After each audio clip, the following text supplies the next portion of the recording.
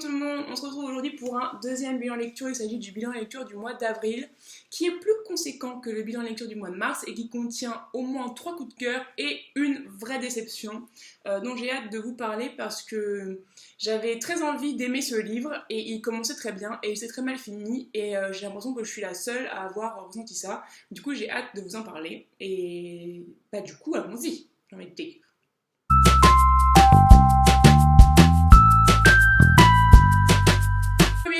Ce mois-ci est Baiser rebelle, le tome 21 d'Anita, chasseuse de vampires, Anita Blake, de Laurel Hamilton. Je le tiens bon avec Anita, mais je dois dire que c'est de plus en plus difficile. Encore que celui-là a été pas mal du tout. On avait moins de passages sexuels et pas mal d'enquêtes. Sauf que je trouve, et je trouve ça que c'est dommage, c'est que dans ce tome-là, l'enquête est très présente, mais elle se finit totalement en eau de boudin. Et j'étais un peu déçue parce qu'il y avait vraiment un truc à faire et ça se termine sur 20 pages à la fin. Genre en queue de poisson, l'auteur nous l'a fait trop à l'envers et j'étais très déçue. Alors qu'il y avait un vrai potentiel et que le début me rappelait vraiment les Anita, les premiers tomes d'Anita que j'avais vraiment aimé avec des vraies enquêtes, avec des vrais trucs trop bien quoi. Et bref, ça avait bien commencé, ça s'est mal terminé, mais bon voilà, c'est Anita. J'aime toujours autant le personnage et il y avait moins de sexualidad donc ça allait, mais c'était mitigé. Un de mes coups de cœur du mois, il s'agit de La machine à remonter le temps de H.G. Wells dont je vous avais déjà parlé dans mon top 5 classique de science-fiction et je l'ai relu et c'est toujours un de mes classiques préférés parce que dans 150 pages ridicules, H.G. Wells arrive à créer un univers et à nous happer complètement dans ses visions et dans ce qu'il a imaginé. Enfin voilà, c'est un peu comme Jules Verne, c'est un truc de fou, il nous emmène dans un monde 10 000 ans en avant en nous proposant un truc complètement aberrant mais beaucoup trop cool. Et surtout, l'explorateur du temps, donc le personnage principal, a une façon de raconter que j'adore et qui m'a donné encore envie de retourner lire du Wells et de me laisser emporter par des œuvres de lui qui ne sont pas forcément aussi connues que La machine à remonter le temps. Mais voilà, si vous avez, enfin je ne fais que me répéter, mais si jamais vous avez envie de découvrir la science-fiction et par des récits classiques, enfin les premiers en tout cas qui sont considérés comme de la science-fiction, je vous conseille La machine à remonter le temps parce que ça se lit vite, parce que c'est hyper représentatif de ce qui va se faire après en science-fiction et de ce qui se fait maintenant et que c'est un peu la base quoi. Donc, ensuite, j'ai lu la suite de la 5e vague, donc La mer infinie de Rick Yancey et je dois dire que cet auteur arrive encore et toujours à me surprendre. Alors je sais pas si j'ai mieux aimé celui-là que le premier, mais en tout cas, comme je vous l'avais dit, il me semble que c'était un lundi que lisez-vous, il a réussi à me prendre au dépourvu parce que je m'attendais à ce que le plus gros de l'histoire soit raconté du point de vue de Cassie, qui est l'héroïne, entre guillemets, du tome 1 qui est tout là-haut. Mais en fait, non. C'est un autre personnage qui a le plus de temps de parole dans ce tome 2 et je trouve ça très bien parce que autant j'aimais bien Cassie mais autant c'était un peu le stéréotype de l'héroïne classique de young adulte, autant le personnage qui prend la suite est je trouve beaucoup plus intéressant, il a beaucoup plus de profondeur, il apporte un autre point de vue et je l'ai vraiment beaucoup aimé, donc je sais pas comment vous dire, je trouve que c'est une très bonne suite. Si vous avez aimé le tome 1, je vous le recommande parce que le tome 2 est tout à fait dans la lignée.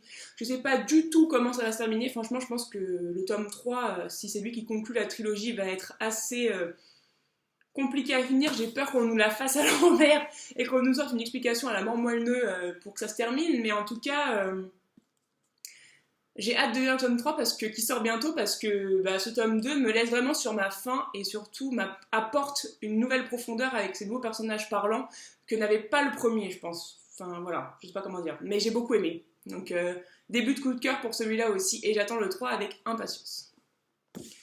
Coup de cœur ultime en approche les enfants.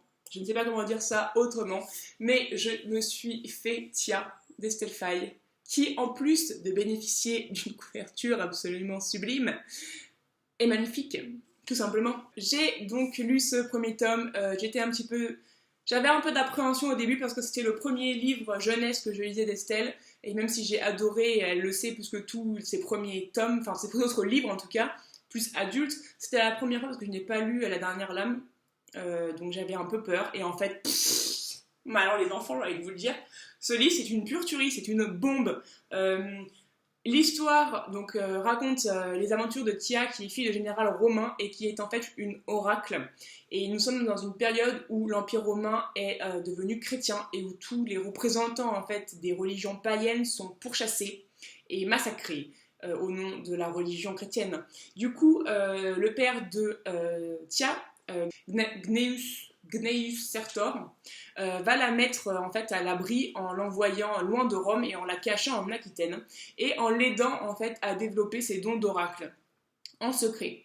Et en fait son père donc est victime d'une tentative d'assassinat et la jeune Tia comprend que son protecteur étant au bord de la mort, il faut qu'elle s'en aille et elle va essayer de partir, enfin elle a une vision et elle va essayer de partir pour sauver son père et sauver sa vie. Et elle va rencontrer plusieurs personnages en chemin. Alors, j'ai beaucoup aimé Tia parce que contrairement à ce que je disais dans une autre vidéo, ce n'est pas un personnage qui est décrit comme beau, c'est un personnage qui se définit par ce qu'elle est, enfin, se définit en tant qu'oracle, c'est ce qu'elle est, ce n'est pas son physique ou autre chose, c'est le fait qu'elle ait des visions qui définissent ce qu'elle est, et c'est son intelligence aussi. Mais je dois avouer que mon réel coup de cœur, c'est Enoch, donc le jeune homme Nod, qui est une tribu donc celte, qu'elle va rencontrer en chemin et que personnellement je trouve est le plus intéressant de tous parce qu'il arrive avec son passé. Tia, elle a vécu enfermée dans cette villa romaine pendant 16 ans ou 17 ans. Elle n'a jamais rien vu, donc elle a eu une vie assez calme, assez ennuyeuse, même elle le dit. Mais Enoch, lui, il a eu une vie avant et il lui arrivait plein de choses. Et il est vraiment complexe, ce personnage. Et moi, il m'a beaucoup fait penser à Estelle Faye, en fait. Enfin, je trouve qu'il y a un vrai parallèle entre eux. Enfin, je sais pas, j'ai vu beaucoup d'elle en lui, je sais pas comment dire. Mais j'ai trouvé hyper intéressant, hyper poussé. En plus donc, de l'histoire qui est très cool et qui est pleine de rebondissements jusqu'à la fin, on va suivre le périple de Tia dans toute la France et on apprend plein de choses. Enfin, c'est comme une leçon d'histoire en super intéressant et en super vivant parce qu'on a des personnages trop cool pour l'apprendre.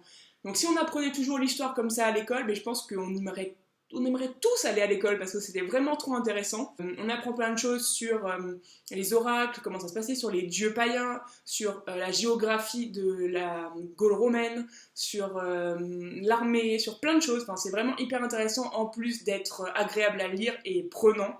On apprend des trucs et moi je trouve que ça c'est vraiment le summum pour un bouquin, c'est de te faire apprendre des choses sans que tu t'en rendes compte. C'était trop cool. Voilà. Deuxième coup de cœur ultime de la vie. Il s'agit bien évidemment du tome 3 de L'Empire brisé, donc l'empereur écorché de Mark Lawrence, qui était parfait, magnifique, il était parfait, entre magnifique et parfait. Et surtout c'était fini et après j'étais très triste. On suit la fin des aventures de Jorg qui va essayer de devenir empereur, donc de faire main basse sur tous les royaumes avec sa femme et son fils qui va naître. Et qui continue sa quête en fait des reliques du passé, donc de la technologie perdue qui peut l'aider ou pas, à prendre le pouvoir. On retrouve dans ce tome-là, je trouve, un Jorg plus sage, parce qu'il a des responsabilités, parce qu'il devient père aussi, qui est moins porté sur la cruauté facile et qui a des choses à protéger en fait maintenant, puisqu'il a un fils. Il n'est plus cet ado ou ce jeune homme qui n'a rien, qui est seul, qui a toujours été seul, qui s'est toujours considéré seul et qui avance seul dans le monde. Maintenant, il a quelque chose à protéger et ça opère un changement assez profond, je pense, dans ce personnage, qui n'en est pas moins super intéressant parce qu'il gagne en texture et en complexité. Et bien sûr, encore et toujours dans ce tome, les flashbacks. Donc c'est vraiment une série à flashbacks, il faut aimer ça pour apprécier le bouquin, je pense. Mais là, je pense que c'était un des flashbacks les plus intéressant parce qu'on allait vraiment la Jorg il traverse un peu toute l'Europe pour trouver quelque chose de précis et il se rend compte que parfois c'est pas forcément lui le plus fort et qu'il y a d'autres gens aussi très intelligents autour de lui qui peuvent essayer de lui faire à l'envers. Bref, j'ai adoré ce bouquin, j'ai pleuré, j'avoue, à la fin parce que la fin était parfaite. Je m'y attendais pas, enfin je l'ai vu venir mais je me suis dit non, ça va pas se passer comme ça, c'est pas possible. Il fera pas ça, et en fait s'il l'a fait, et j'ai pleuré parce que c'était beau, parce que c'était, voilà, après 3 tomes de violence et de colère et de haine de la part du personnage principal, et ben on trouve de la paix dans la fin, et j'ai trouvé ça, je trouvais que c'était une belle façon de terminer, ben lisez celui-là parce que cette série est vraiment trop cool. Et d'autant plus si vous aimez les personnages principaux absolument abjects et odieux. Dans ce cas-là, cette série est faite pour vous. Autre bouquin que j'ai beaucoup aimé, qui est presque un coup de cœur aussi, il s'agit de La stratégie des As de Damien Snyders, que j'ai rencontré au salon du livre et qui m'a fait acheter son livre sans que je m'en rende compte, le petit malin. C'était un très bon livre, j'ai trouvé, de cambriolage, steampunk, avec des personnages super intéressants. On a un elfe, des demi-elfes, des trolls, vraiment super sympa. J'ai pas plus que ça aimé le personnage principal. Par contre, je trouve que tous les personnages secondaires sont excellents, notamment Mila, notamment le troll dont j'ai oublié le nom. Et enfin voilà, tous les personnages secondaires sont hyper intéressants, l'univers est super intéressant. J'aimerais qu'il y ait d'autres aventures dans cet univers-là. J'aimerais qu'on suive Mila, j'aimerais qu'on suive d'autres personnages. J'ai bien aimé le personnage principal sans vraiment m'attacher à lui, et j'ai trouvé l'intrigue assez sympa, le rebondissement de fin vraiment surprenant, je m'y attendais pas, et du coup voilà, c'était vraiment une super lecture. Donc c'est un premier roman réussi, je pense, qui est très nerveux, qui va très vite, avec beaucoup d'action, de rebondissements, et aussi qui soulève des questions assez intéressantes sur la mixité, sur les métissages, sur la place des gens métis, sur la place des gens d'autres races parmi le peuple humain. Enfin, il y a vraiment une réflexion qui s'enclenche dans ce bouquin-là sur ça, que j'ai trouvé super intéressant et qui mériterait d'être développé encore. Et du coup, voilà, je l'ai vraiment lu très vite parce que je me suis laissée happer par l'action. Et en plus, j'ai trouvé les petits titres de chapitres super sympas et super mignons, et ça m'a beaucoup fait rire. Enfin voilà, un bon bouquin que je vous recommande si vous avez envie de vous tester un peu de steampunk, de fantasy et de tout ça. Dans un univers vraiment sympa qui m'a vraiment beaucoup plu. Parlons d'un sujet qui fâche. Il s'agit de ma déception, et alors là pour le coup c'est vraiment une déception. Il s'agit de Miss Peregrine et les enfants particuliers, le tome 1. Alors, je vous dis tout de suite, j'ai pas détesté au point de ne pas lire le tome 2, j'ai envie de savoir ce qui va se passer, donc je vais lire le tome 2. Mais ma déception vient du fait qu'il y a un changement de ton hyper radical dans l'écriture entre le premier quart et le reste du bouquin. En fait, quand j'ai commencé le livre, ce que j'ai vu en premier, c'est toutes les photos en fait qu'il y a dedans, qui sont hyper angoissantes. Ça fait très cirque de monstres de foire, de freaks, comme on voyait aux États-Unis.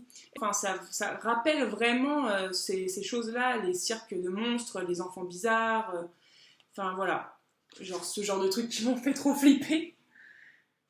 Et du coup, voilà, j'attendais quelque chose comme ça, avec des choses un peu glauques, un peu gore, quoi, un peu freaks. Et ça, c'est ce qu'on retrouve vraiment beaucoup au début, quand on suit tout le moment avant que Jacob rencontre les enfants particuliers et Miss Peregrine. Donc en fait, on a tout un début d'histoire où Jacob nous raconte que son grand-père lui parlait de sa jeunesse en lui racontant son passage dans un orphelinat particulier, l'orphelinat de Miss Peregrine, où il n'y avait que des enfants bizarres qui pouvaient voler, qui pouvaient faire du feu avec leurs doigts, qui étaient invisibles, enfin plein de choses un peu bizarres comme ça. Et que ce gamin, Jacob, croit en fait, jusqu'à ce qu'il se mette à grandir et qu'on lui dise « mais en fait tu comprends pas, ton grand-père c'était pour la Seconde Guerre mondiale, c'était les camps de concentration, et tout ça, c'est des mensonges qu'il raconte. » Enfin, c'est pas des mensonges, c'est des histoires qu'il invente pour faire passer l'horreur de ce qu'il a vécu. Et donc il se dit que son grand-père lui a menti. Et un jour, en fait, son grand-père a un accident et meurt. Et lui, il n'arrive pas du tout à s'en remettre de ça. Et il décide de partir avec son psy, qui le pousse à faire ça, à la recherche de cet orphelinat où son grand-père a passé une partie de son enfance. Enfin, en tout cas, quelques années de son adolescence, sa fin d'adolescence, blablabla. Et du coup, là, il part en quête des enfants particuliers dont lui parlait son grand-père. Et quand il arrive sur l'île où tout se passe, franchement, c'était trop cool ce passage du bouquin. C'était hyper glauque, enfin, je sais pas comment vous dire, mais même moi j'ai eu des frissons. Enfin, je me suis dit, oh, mais c'est trop flippant, genre il voit des fantômes, c'était trop bien écrit. Ça faisait vraiment histoire d'horreur hyper angoissante, j'étais à fond les ballons. Et alors là, à partir du moment où il rencontre les enfants et que l'histoire s'enclenche en fait vraiment, bah on retombe dans un truc hyper classique de je sais pas, de young adulte, de littérature jeunesse. Bah, hyper classique en fait, et on perd totalement la dimension effrayante, mais genre vraiment effrayante, qu'on avait quand ils trouvent l'orphelinat en ruine. et où c'est hyper malsain et où on sent qu'il se passe des choses pas claires, quoi.